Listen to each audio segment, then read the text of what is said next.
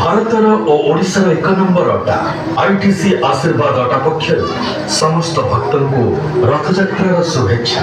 4 पर्यायर एडभांटेज प्रक्रिया जेपरी 6500 गहम बाछिबा केन्द्र, 3 थर सफा करने व्यवस्था, पारंपरिक चक्की पर बेसिबा व्यवस्था एवं अटा को न छुई पैकिंग करने व्यवस्था। फल आशीर्वाद अटा वर्ष वर्ष धरी सब भल क्वालिटीर स्वास्थ्यकर और पुष्टिकर अटा जोगाई आसुछि। ठीक जेपरी परंपरा अनुसार जुग जुग धरी महाप्रभु रथयात्रा पालित होई आसुछि। आसंतु आमे समस्ते अनुभव करिबा आशीर्वाद अटा रथयात्रा एक ऐतिह्य। रथयात्रार कहानी जुग जुग धरी परंपरा महाप्रभु श्री जगन्नाथ, बलभद्र और देवी सुभद्रा को पुरी मंदिर में प्रतिष्ठा कले।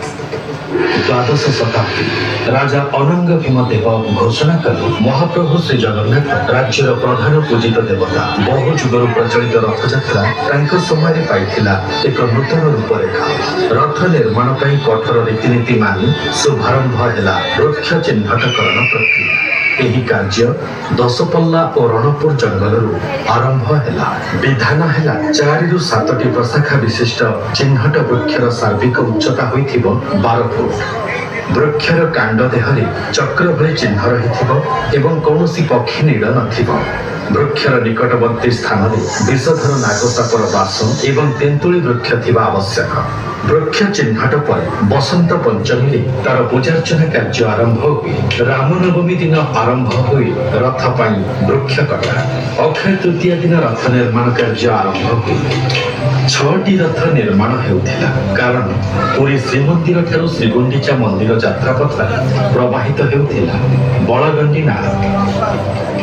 3टी रथरे श्रीमंदिर बलगंडी नाळ पर्यंत यात्रा करा जाउथिला। नाळ परे पुणी आउ 3टी रथरे यात्रा समापन हेउथिला। एही भाବରେ प्रचलित थिला रथयात्रार उत्सव। 1240 ख्रीष्टाब्द राजा केशरी नरसिंह आदेश बलगंडी नाळ पोति दिगला। सेबेठारु आरंभ हेला 3टी रथरे महाप्रभु संपूर्ण रथयात्रा।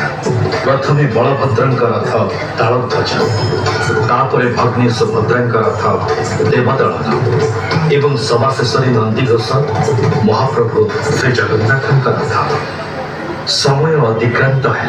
भारत वर्ष से मुगल शासन 1600 शताब्दीर मध्य भाग मुगल सेनापति कलापाहाड़ पुरी आक्रमण कला। अभिनव इंद्रद्युम्न गजपति राजा रामचंद्र देव ताको प्रतिरोध कले एवं रथयात्रार ऐतिह्य पुनः प्रतिष्ठा कले। इतिमध्य 100 वर्ष बीतीगला। अवशेष राजा वीरकेशरी उत्कलर सबु राजा को सम्मिलित कर रथयात्रा आयोजन करने समर्थ हेले। इंग्रेज अमल भी स्वमहिमार आयोजित होउथिला रथयात्रा। देश स्वाधीन है।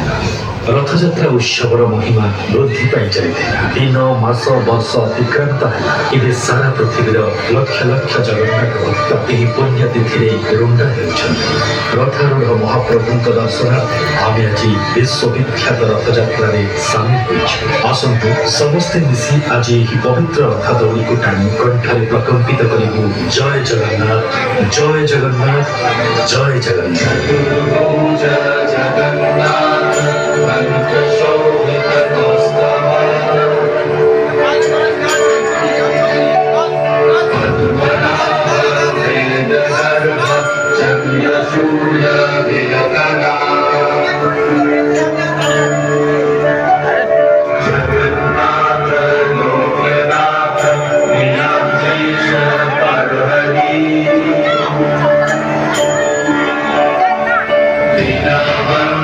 दया सिंधु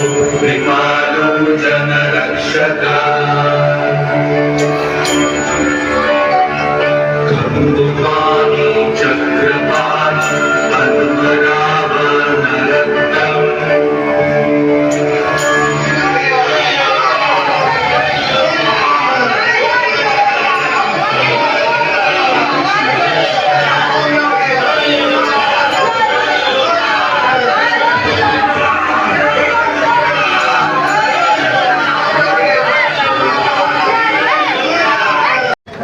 आशीर्वाद ओटा पाखर आज आम गोटे सर्ट फिल्म रथयात्रा